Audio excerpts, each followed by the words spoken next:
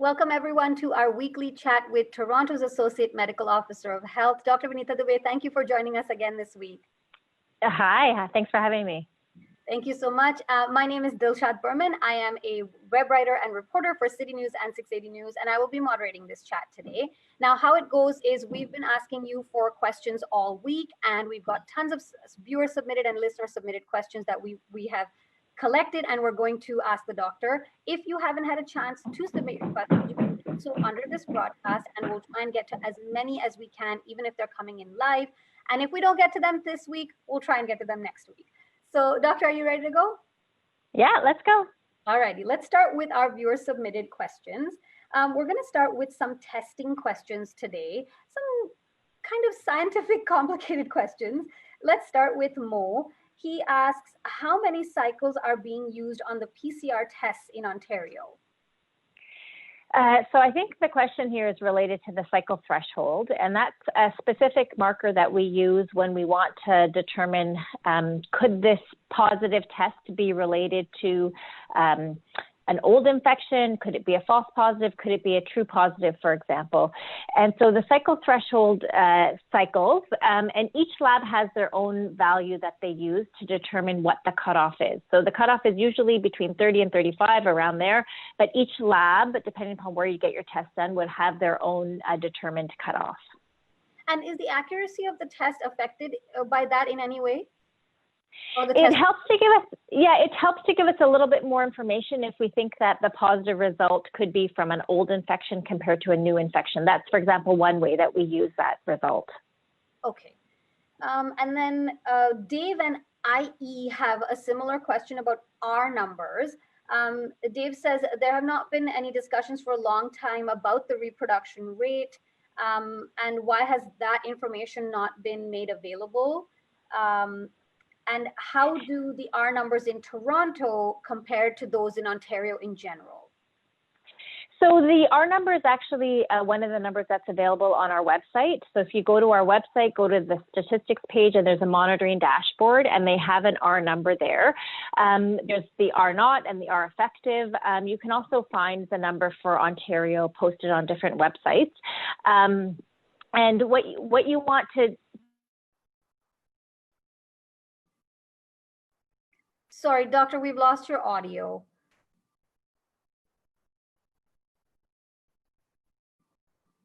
We're just connecting. Here we go.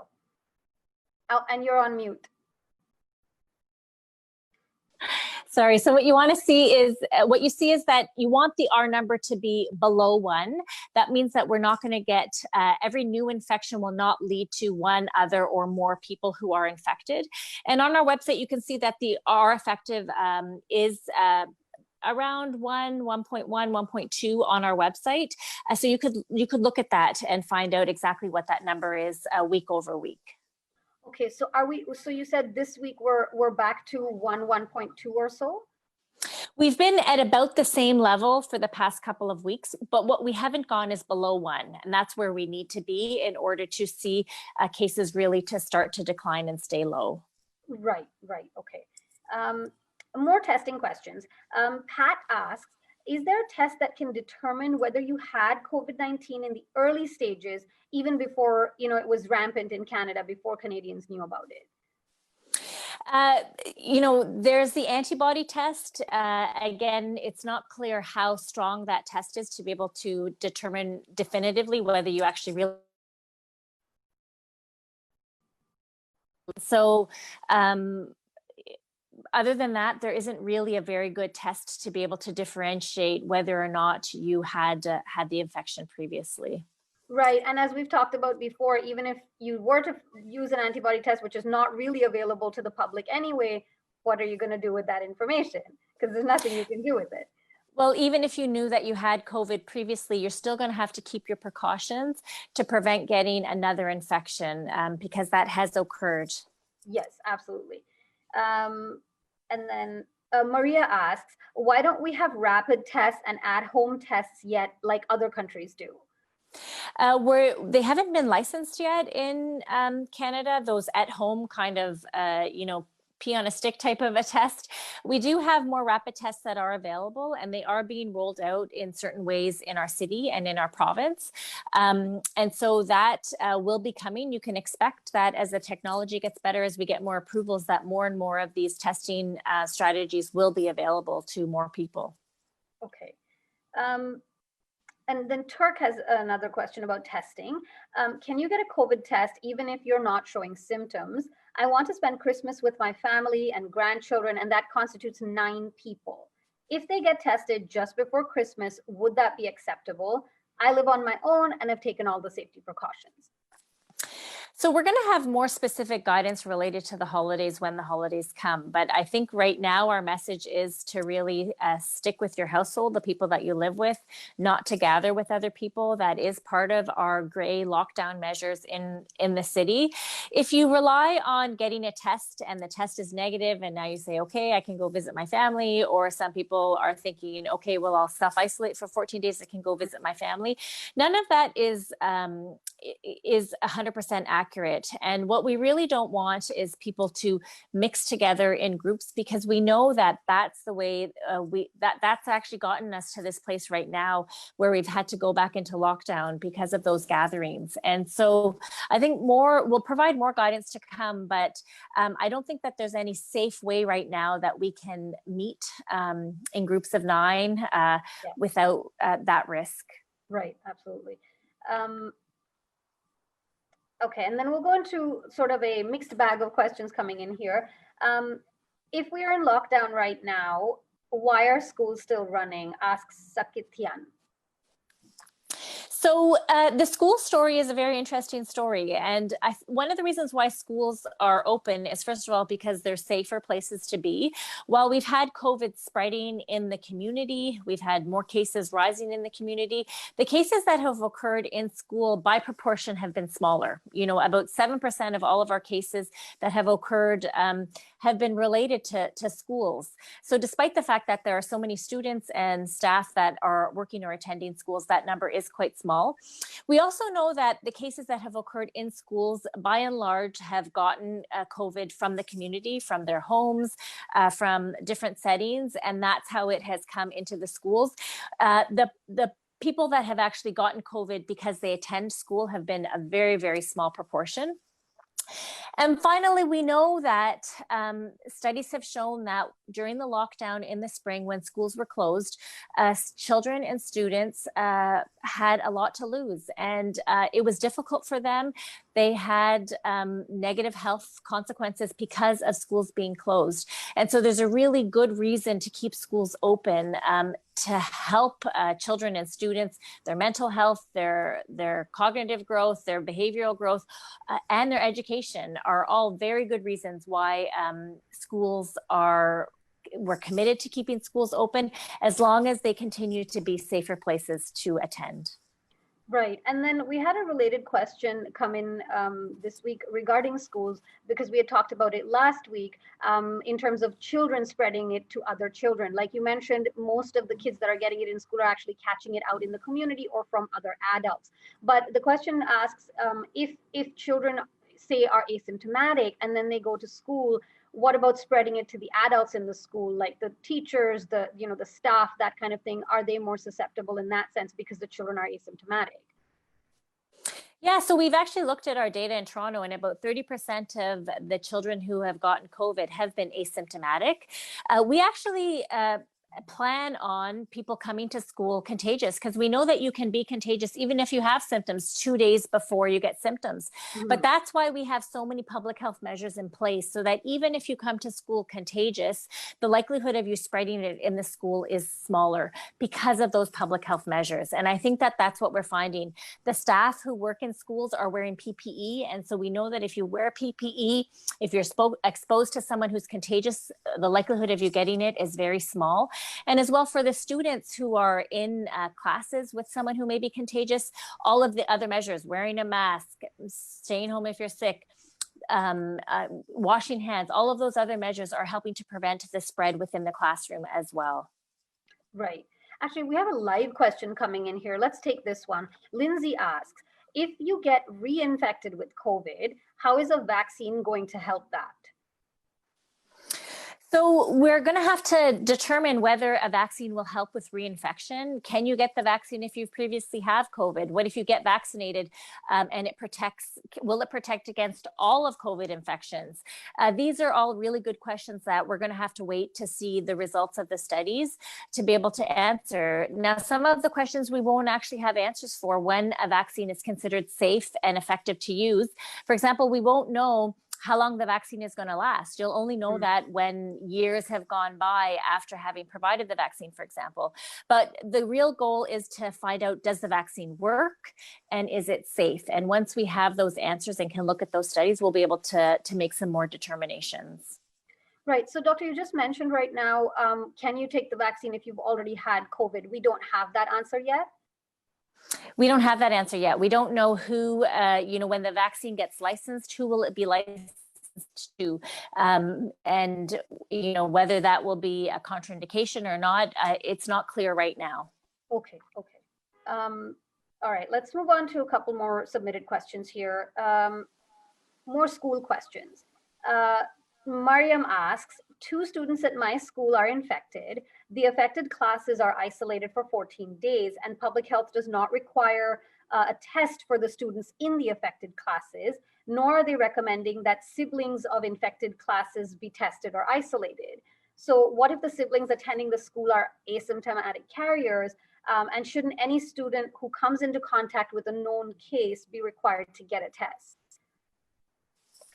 So everyone who comes into so if there's a student in a class who has COVID, the whole class, the whole cohort will be sent home because they're considered a close contact. And if you're considered a close contact of someone who had COVID, you will be recommended for testing, actually. So if you were a student in that classroom, you are home now, you're a close contact, you're recommended for testing. Your siblings, though, who live in your household, they can still attend school because they did not have contact with the person who was positive. If, however, the person who's at home isolating gets symptoms, now the siblings have had contact with the person at home and are required to stay home. Right. Okay. So I think we had talked about this before. It's the levels of contact. Are you a close contact, medium contact, or not considered a close contact at all? Yeah, that's right. Okay. Let's see. Ali asks, when a school has staffing coming to work from 5 different places, within the GTA, like Toronto, Peel, York, Simcoe, etc., what is the best way to stay safe in a small school of about 30 staff total? Because they're going between zones. Yeah, so I mean, the public health precautions that are in place in schools, including the occupational health and safety measures that are in place, like wearing PPE, will protect staff and students regardless of what zone they're coming from. And so it will ensure that the school can continue to be protected regardless of where you're coming. But when you enter the school, if you have symptoms, you shouldn't go. You should follow the physical distancing, like all of those things to help prevent that spread in that school. Right. Okay. So now Adi asks, some areas in Toronto Public Health have a growing positivity rate of 10+%. What and how is TPH planning to contain the spread in those areas?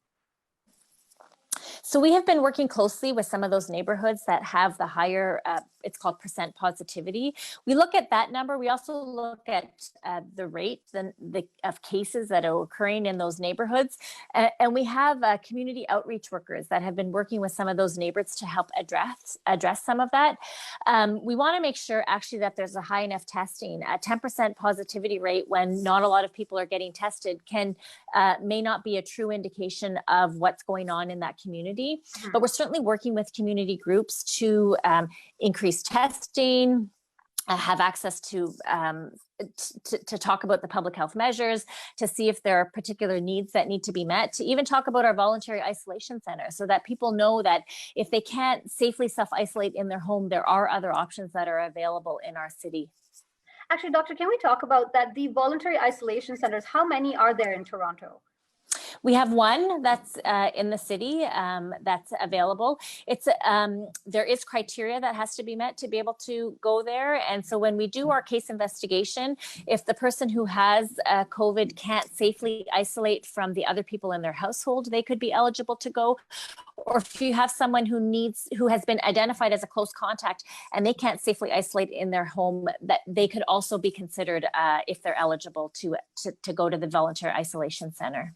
Okay. This is an interesting one because we've got a lot of questions about big businesses versus small businesses in the lockdown currently. Heather asks, why isn't there more contact tracing happening at big box stores like Costco and Walmart? Because restaurants and gyms had to do it. It appears the little guy keeps taking the hits while multi-million-dollar businesses have little to no consequences.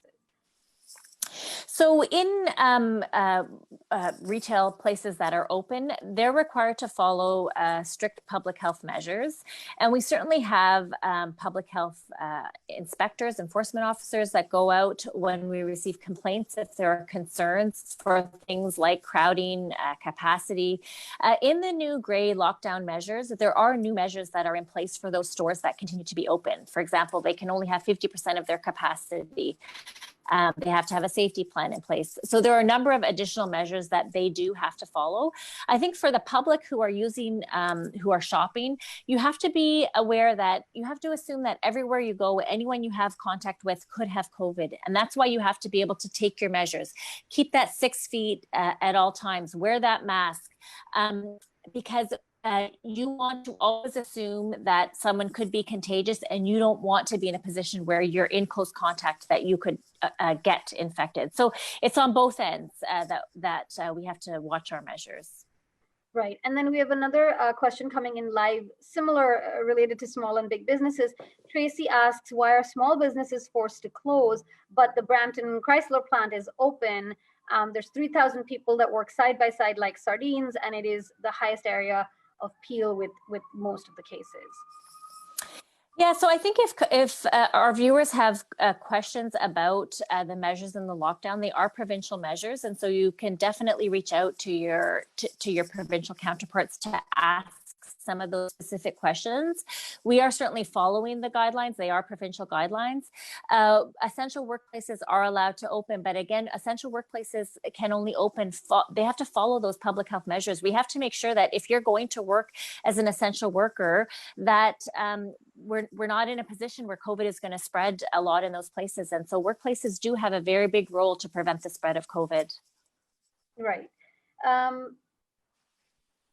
Okay, let's move on to some of these more questions about meeting and interacting. EB asks, can children have play dates which are indoors with friends from outside their family circle if they keep the numbers to 10 or less? And should they also wear masks, maintain 6 feet distance, things like that? In the current gray lockdown, you cannot have play dates. That is not allowed. It very clearly says that you can have indoor gathering with the people that you live with only. The only gatherings that are allowed are outdoors, up to 10 people, keeping a physical distance. And the only other gathering that's allowed is for a wedding, a funeral, or a religious rite or ceremony. And that is capped at 10 people in the place of worship. Right. This is one that we haven't had before. Ken asks, cannabis seems to help a lot of things in life. Can it not be used for COVID? He says it may be a silly question, but worth submitting. Yeah, I mean, I think we're trying to find out what can work to prevent COVID or to treat COVID. I'm not aware of any studies that have shown that cannabis can either prevent or treat COVID. But I'm certainly keeping my eye out for, what the science is showing. Okay. Okay, let's do some mixed bag questions here. Sam asks, how do I know if I have COVID or the flu? Well, sorry about that. So it's actually very difficult to tell the difference between COVID and the flu because the symptoms can be quite similar. And if you just rely on the symptoms, you may not get it right. And so the best way to determine the difference between COVID and the flu is actually to get tested. If you have even one symptom, even a mild symptom or a severe symptom, many symptoms, get tested. That's the best way to differentiate this. Okay. And this one, in the middle of the second wave, Alan asks, do you think there's going to be a third wave?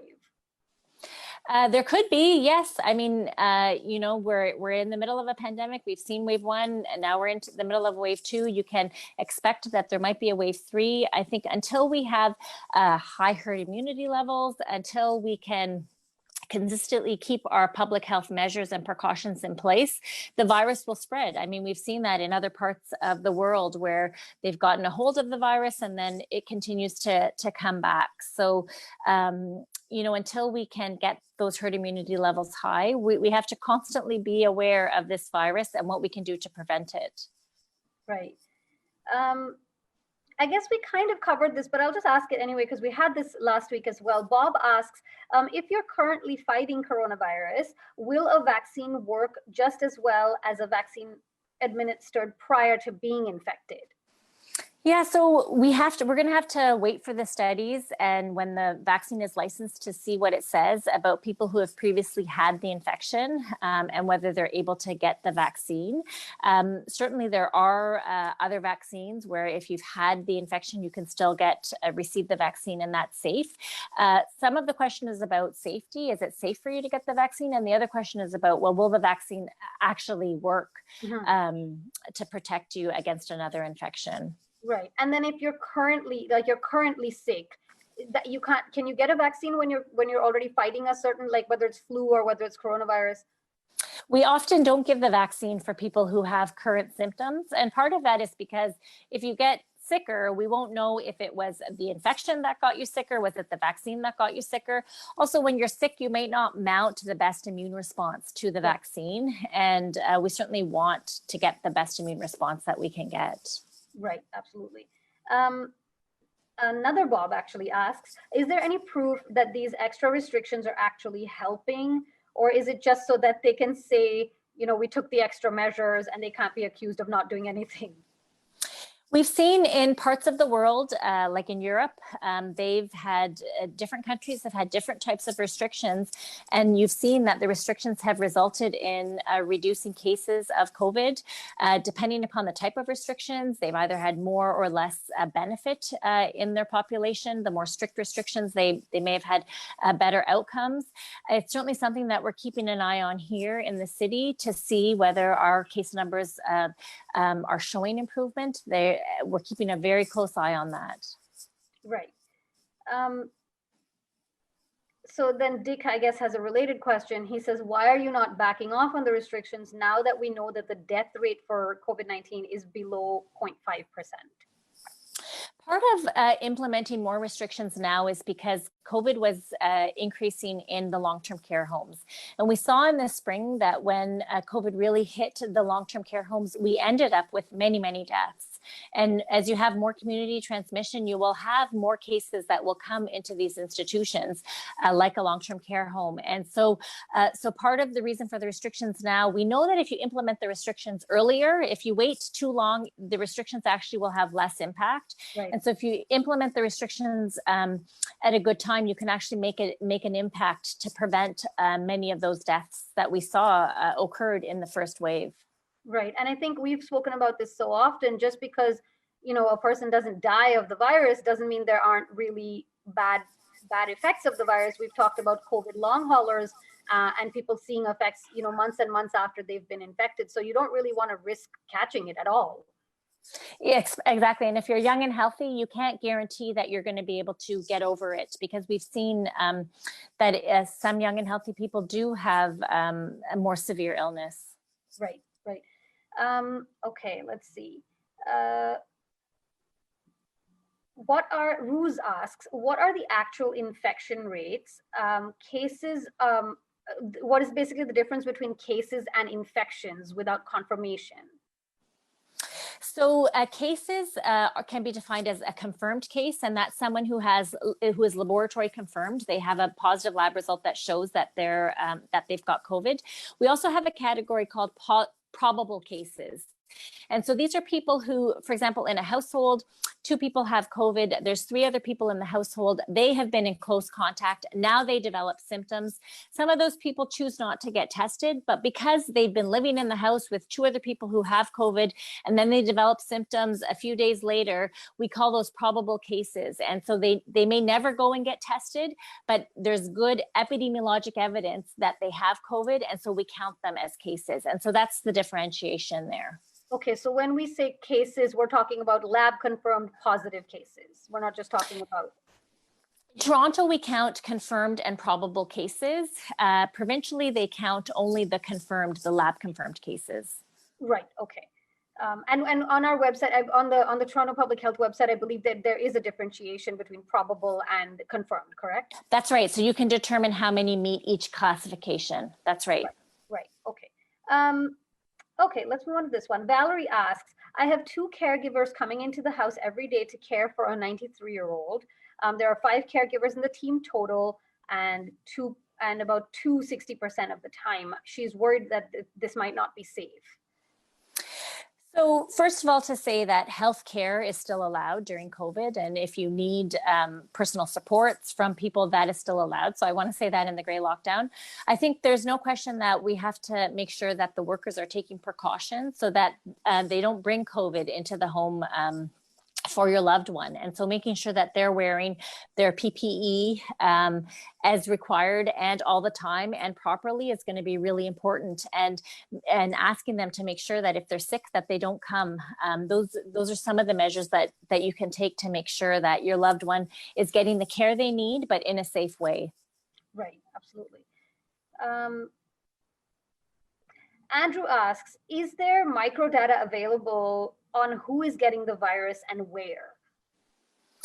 You can go to our website and we have a map that shows where people live who have COVID. It doesn't mean that that's where they got it. And I think that's an important distinguishing factor. We also have some information on what's the most likely source where they get the infection. 50 to 60% still say that they get it from someone who they know it had COVID and they were a close contact from them. And then the other common ways that are identified are through healthcare, through travel, and then a number are still getting it in the community where they've been out and about and we can't quite pinpoint where they got COVID. Right. Yeah. Okay, and then, okay, we have 2 minutes. Lily asks, with the current COVID-19 situation, why aren't dentists and dental hygienist clinics shut down? Is it an essential service like other medical services, because there's no social distancing possible with dentists? So dentists are allowed to stay open. They are considered an essential service. If you have a dental emergency, it is essential that you get seen. They do have precautions that they're required to take, PPE that they're required to take to ensure that they're providing care in a very safe way. Right. Let's see. Guy asks, last question. In your expert opinion, how can Canadians put faith in vaccines without the years of data collection needed to verify the safety and their future health without proven data facts on long-term health issues or possible side effects of the vaccine? So, I mean, we won't have the long-term side effects of the vaccine available when the vaccine is ready to be given. It's always a matter of informed consent and balancing the benefits and the risks. And we know, for example, that some people in our society are at very high risk of getting COVID. And if they get COVID, they could get very severely ill and even die from it. And so it's about balancing what we know with what we don't know and what the risks currently are with what the risks could be down the line when anyone makes an informed choice to get vaccinated. Right, absolutely. And with that, we are at 1 p.m. Thank you, doctor, for again taking the time and all your patience in answering all of these questions that come in every week. And thank you to everybody that joined in and sent your questions in live. If you have more questions, you can continue to submit. We'll ask the doctor next week. Thank you, doctor. Okay, bye. Alrighty, bye-bye.